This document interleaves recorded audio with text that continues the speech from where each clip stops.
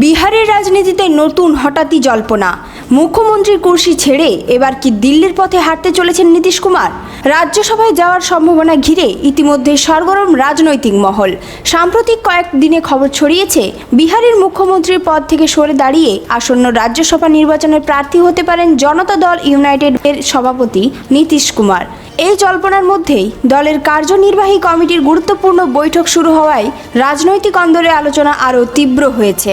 বৈঠক শেষে জেডিইউ এর রাজ্য সভাপতি ও মন্ত্রিসভার সদস্য বিজয় কুমার চৌধুরী জানান, রাজ্যসভা নির্বাচনে দাঁড়ানোর বিষয়টি নীতিশ কুমার নিজেই বিবেচনা করেছেন, তবে এ বিষয়ে চূড়ান্ত সিদ্ধান্ত এখনও তারই হাতে। রাজনৈতিক মহলের একাংশের দাবি, যদি নীতিশ কুমার রাজ্যসভায় যান তাহলে জাতীয় রাজনীতিতে তার নতুন ভূমিকা দেখা যেতে পারে। নরেন্দ্র মোদী নেতৃত্বাধীন কেন্দ্রীয় মন্ত্রিসভায় গুরুত্বপূর্ণ দায়িত্ব পেতেও পারেন তিনি, কারণ জোটের ক্ষমতা ভাগাভাগির সমীকরণে সেই সম্ভাবনা উড়িয়ে দেওয়া যাচ্ছে না।